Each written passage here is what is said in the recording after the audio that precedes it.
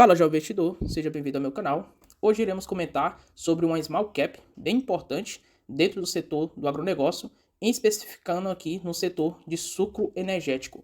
E é a Jarles Machado, uma empresa bem interessante, com um segmento atrativo, que não é tão cíclico e, além disso, ela tem expectativa forte de crescimento. E aí, um dos pontos bem interessantes e que dá vantagem aqui competitiva a ela é que 100% da cana-de-açúcar é oriunda dos seus próprios canaviais. Então, de fato, aqui, isso agrega valor aqui dentro dos seus produtos. Além disso, eles destacam que os produtos deles tendem a ser produtos para entregar valor agregado e, além disso, é um segmento que já está presente aí há mais de 40 anos dentro do setor. Então a empresa não é de agora, por mais que seja recém-IPO, ela já atua aí há 40 anos no segmento. Além disso, ela é a maior exportadora de cana-de-açúcar orgânico, e isso é bem interessante porque essa exposição aqui faz com que a empresa seja bastante conhecida internacionalmente e também nacionalmente, porque ela se torna aqui então uma referência nesse segmento. Além disso, ela vai também estar exposta aí a alguns produtos como os derivados da cana, um deles que é o etanol, e aí a gente vai estar aprofundando um pouco mais. Além disso, a empresa busca aqui otimização em relação à eficiência nas suas operações. E isso aqui é um ponto bem interessante para uma empresa. Aí, se a gente for observar as principais linhas aqui dos produtos e as receitas desses produtos, a gente vai ver que ela atua tanto no segmento aqui considerado não commodities, como também em commodities aqui, que é o açúcar branco e também o etanol. E aí, se a gente somarmos isso aqui, a gente vai ver que 33% então das receitas de produtos não é tão cíclica assim, que é o açúcar orgânico, os saneantes e também os derivados aqui de leveduras.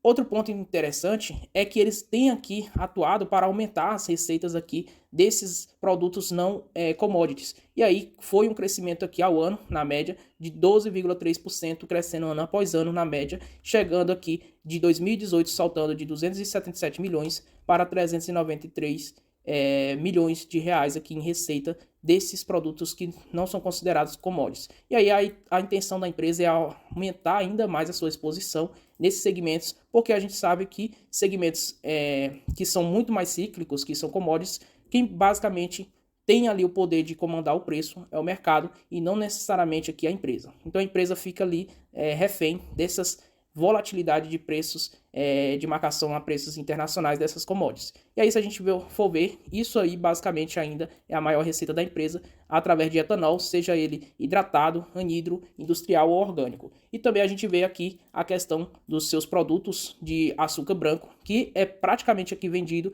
na região do centro-oeste, norte e nordeste. E aí, outro ponto bem interessante é que esses produtos, eles têm lançado aqui uma própria marca de produtos orgânicos. E por que essa nova linha e essa exposição aqui, principalmente no atacado? Justamente porque esses produtos orgânicos vêm crescendo ano após ano. Se a gente observar, em 2020, em todo o mundo foi movimentado aqui 167,8 bilhões de dólares em produtos orgânicos. E aí, se a gente observar, a expectativa é que para 2026 esse número aumente para 369,9 bilhões de dólares aqui sendo movimentados, crescendo aqui esse consumo de produtos orgânicos, que se a gente pegar na média nesses próximos 6 anos aí, se a gente está em 2023, então nos próximos 3 anos, é um crescimento na média aqui de 14,6% ao ano, de aumento de elevação aqui do consumo desses produtos. Então a empresa não quer ficar para trás, isso aqui é um ponto positivo, no meu ver, lançando então essas marcas e consequentemente pegando aqui essa fatia de mercado que está uma lacuna aí que precisa ser preenchida, e a empresa vem se movimentando para adquirir então essa fatia de mercado. Isso aqui, consequentemente, faz com que as receitas elas aumentem e também gerem bons lucros. E aí o lado positivo é que eles tentam se expor no atacado e não no varejo, o que dá mais previsibilidade ali para a empresa. Outro ponto importante é o estatuto social da empresa, onde sempre olho porque eu gosto de ver a política de dividendos da empresa. Então, basicamente, a empresa ela vai distribuir os 25% aqui dos lucros reportado anualmente ali pelo exercício de cada ano e, basicamente, aqui presente vigente pela lei das sociedades, das empresas sociedades anônimas. Então, basicamente, a empresa só prevê, nesse primeiro momento, distribuir apenas 25% do lucro do ano em exercício. E aí, se a gente observar, as duas matrizes aqui é localizada no estado do Goiás e basicamente umas matrizes aqui bem interessante, bem localizada geograficamente, o que dá um ponto estratégico para também ter vantagens competitivas, porque o estado ele investe bastante no agro e, consequentemente, a empresa ela consegue obter ali benefícios fiscais através de benefícios de programas de benefícios do agronegócio ali nessa região que é oferecido pelo governo. Aqui na estrutura societária da empresa, ela possui dono, e isso é muito bom, porque o dono ele tende a buscar mais eficiência, maior lucro e, consequentemente, vai querer recolher os dividendos no médio a longo prazo. E aí, você se tornando sócio da empresa, você irá se beneficiar, assim como o dono, que é o maior acionista da empresa. Então, se a gente observar, existem dois grupos aqui que detêm aqui do comando da empresa, que é o grupo do Otávio Lage e também da Vera Cruz. Aí, se a gente observar, tem uma posição muito grande de pessoas físicas aqui, uma fatia de 20,48%. Então, de fato, é uma fatia bem grande e com pessoas aqui que são familiares que detêm boa parte das ações da empresa. E aí, liberado aqui na B3 para livre mercado, no mercado secundário, que é o Free Float, é de apenas aqui 32,68%, e aqui é essa quantidade de ações que está livre para negociação na Bolsa de Valores. E aí, quando a gente parte aqui para os resultados da empresa, no primeiro TRI de 2023, o que a gente observa é que a empresa reportou aumento aqui na sua EBIT.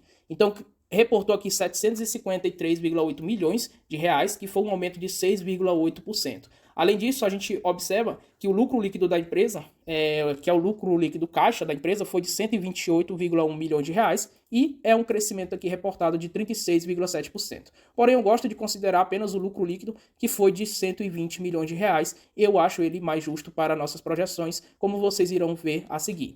Além disso, a empresa ela identificou que nesses preços de R$ 8,20, nesses patamares de cotações das últimas semanas, e essa que é a cotação enquanto eu gravo esse vídeo, eles identificaram que nesses patamares de preço as cotações estão baratas, então eles aprovaram em assembleia um programa de recompra de ações com um total de 4 milhões de ações aí para serem compradas nesse programa. E aí, se a gente observar, a base acionária da empresa não é tão grande assim. Ela possui 294,6 milhões de papéis aqui disponíveis na sua totalidade. E aí, basicamente, 4 milhões aqui de papéis irão sumir, ou seja, restando aqui 290 milhões se arredondarmos o total dos papéis da empresa. E aí, se a gente pegar, então, uma continha básica em relação ao quanto será negociado, a gente vai ver, pegando aqui a calculadora, que 4 milhões de ações serão compradas, e aí a gente vai dividir pela quantidade de papéis que a empresa possui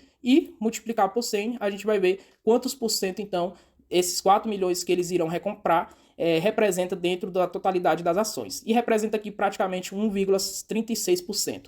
Então, isso aqui gera valor ao acionista, pois a empresa vai ter suas ações mais valorizadas porque a base acionária vai diminuir. E já é pequena, já é atrativa, então vai ficar mais interessante. Então esse é um ponto positivo dentro da política aqui de crescimento da empresa, que está investindo e, além disso, aprovou uma política de recompra de ações com uma posição bem interessante aqui de recomprar 1,36% aqui de ações, arredondando aqui o total de ações que serão compradas e diluição da posição acionária. Aqui nos dados operacionais, o que a gente observa no primeiro TRI da safra 22-23, a gente vê um crescimento interessante de 7% em moagem e também na área colhida aqui de 15%. Outro ponto muito bom foi o mix de produção, que a gente viu um crescimento aqui forte em relação ao primeiro TRI de 2023 versus o primeiro TRI de 2022, pois a demanda em etanol foi muito forte nesse primeiro trimestre, e então eles tiveram aqui um aumento de 59% para 62% aqui de mix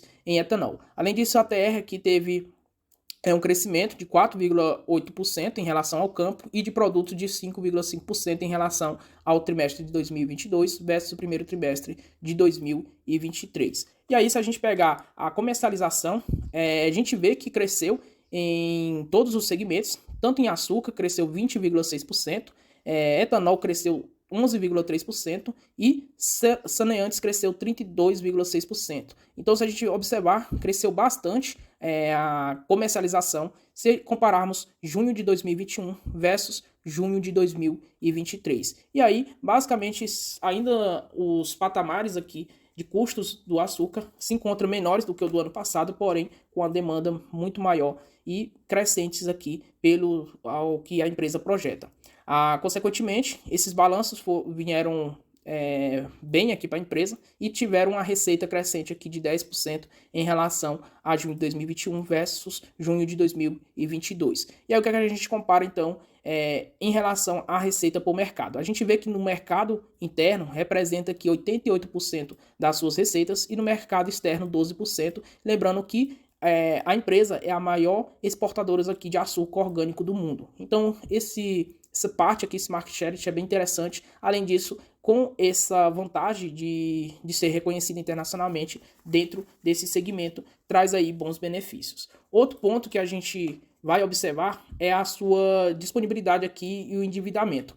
O endividamento da empresa praticamente está muito controlado. Então a empresa ela aproveitou o ano de 2022 para gerar caixa. Então hoje ela tem um caixa bem interessante de 1,2 aproximadamente quase 1,3 bilhões de reais. E aí se a gente observar nesse cronograma de amortização, a gente tem aqui para 2023 uma dívida para amortizar de 214 milhões de reais. Então, a gente vê que não é nenhum problema, nem no médio, nem no longo prazo. E se a gente pegar aqui a dívida líquida da empresa, é de apenas 121 milhões de reais. Então, dando aqui o zoom para vocês observarem melhor, a gente vê o caixa da empresa, descontando da dívida bruta, aí a gente vê que a dívida líquida aqui de 121 milhões de reais e vê que o caixa é bem interessante. Além disso, a gente vê que a dívida de longo prazo é em torno aqui de 80% e a dívida de curto prazo, ou seja, 2023/2024, é aproximadamente aqui 283 milhões de reais. Então, a dívida de médio prazo passou aqui de 2,7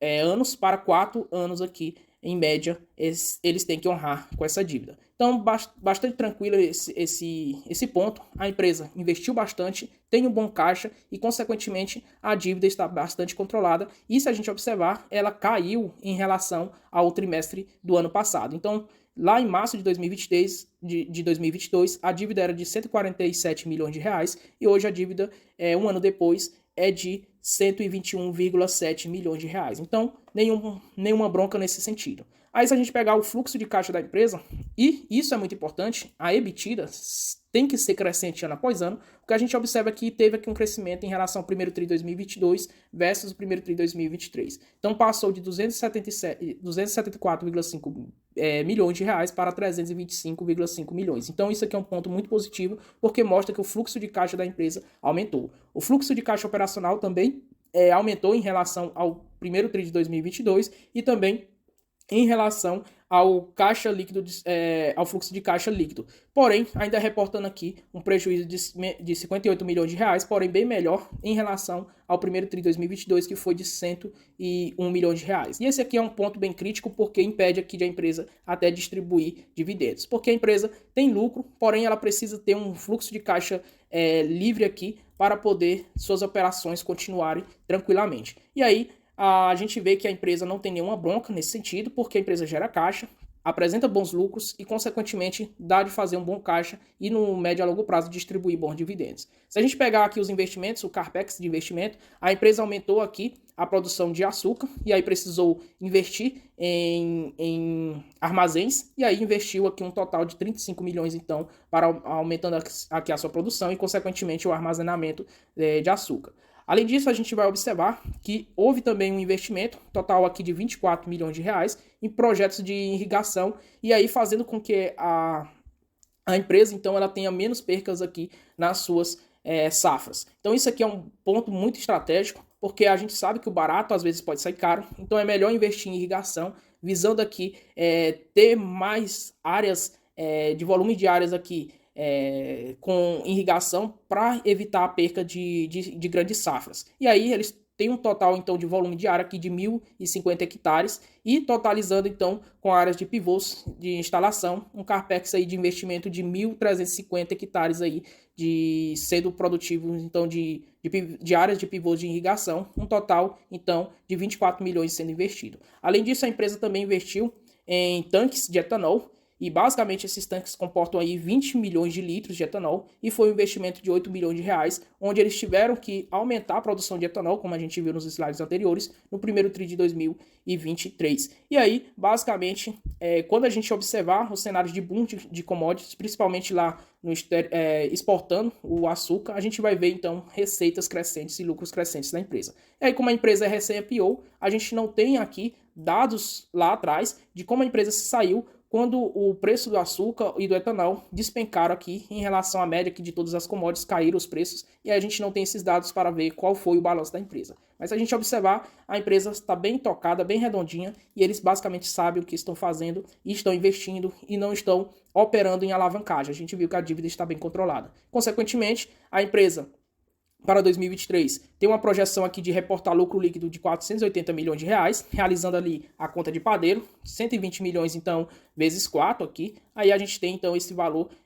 de conta de padeiro de 480 milhões de reais de lucro líquido. Se pegarmos a cotação atual, a gente vê que o PL então é de 5 vezes, ou seja, em 5 anos você consegue reaver todo o seu capital investido aqui na empresa com a apreciação do papel mais os dividendos distribuídos. Outro ponto que a gente vai observar é que como a empresa prevê apenas distribuir 25% dos seus lucros, então 25% do lucro por ação aqui de R$ 1,63, a gente vai ter então um total de 40 centavos aqui na média sendo distribuído para o seu acionista para quem compra as ações a R$ 8,20. Estamos falando de um retorno de dividendo yield de 4,97%. E aí, se a gente observar, neste momento não é tão interessante assim, porém a gente tem que ver que a empresa está investindo bastante e, consequentemente, esse lucro aqui tende a subir. E aí, quando você observa o dividendo yield uncorte, ou seja, ao longo do tempo, o seu custo de aquisição, a tendência, então, é que esse dividendo yield aqui ele aumente. E aí, por exemplo, se a gente for observar em relação a projeções futuras, a empresa reportando aqui 40 centavos, então, de dividendos, e aí, se a gente adquirir esses papéis a uns patamares de R$ 6,70, como a gente já observou há poucos meses lá atrás, então por isso que fica no meu radar a esses preços, aí a gente vai observar que a empresa, então, ela reporta nesses preços um dividendo yield de 6%. E aí seria um dividendo yield de 6% bem interessante. Job, mas sua regra é de 7,5% de retorno no mínimo de dividendo yield. Porém, pessoal, estamos falando de uma small cap que tende a crescer seus lucros e quando ela distribui nesses patamares de 480 milhões de reais de lucro líquido, apenas 25% desse lucro para o seu acionista, e nesses patamares aqui de R$ 6,70, a gente já começa a observar que o dividendo yield passa a ser 6%, apenas distribuindo 25% dos lucros. Em um cenário em que a empresa ela tenha daqui 3, 4 anos um crescimento nos lucros para 800 milhões de reais, por exemplo, de lucro líquido, e se a gente pegar o lucro por ação da empresa, vai passar de R$ 1,63 para R$ 2,71. E se a gente pegar, então, 35%, porque a gente já viu que a empresa tem dono, e o dono quer dividendos, então se a gente aumentar o payout aqui para 35%, por exemplo, o dono querendo dividendos, a gente está falando de um dividendo aqui sendo distribuído de 95 centavos. E aí no preço de aquisição de R$ 6,70, por exemplo, a gente está falando de um dividendo yield uncorte, ou seja, em relação ao meu preço de aquisição, de 14,18%. Então é dessa forma que você tem que observar sempre o futuro, mas vendo que no curto prazo ela te entrega aqui um retorno bem interessante. E aí nesse caso, nos patamares aqui de R$ 6,70, eu basicamente irei adquirir essas ações da Jalles Machado. Mas basicamente, lembrando que isso aqui não se trata de uma recomendação de compra ou de venda, simplesmente estou compartilhando aqui minhas análises com vocês. Então era isso, pessoal, comentando um pouco aqui sobre essa small cap. Comenta aí o que vocês acharam e lembrando de convidar vocês a se inscreverem no meu canal. E aí no meu canal vocês terão acesso aí a diversos conteúdos, então se inscrevam no canal para não perder nenhum conteúdo e além disso vocês irão acompanhar o crescimento da carteira do canal rumo à liberdade financeira. Espero que vocês tenham gostado do vídeo, se inscrevam no canal, deixa aquele like e até a próxima.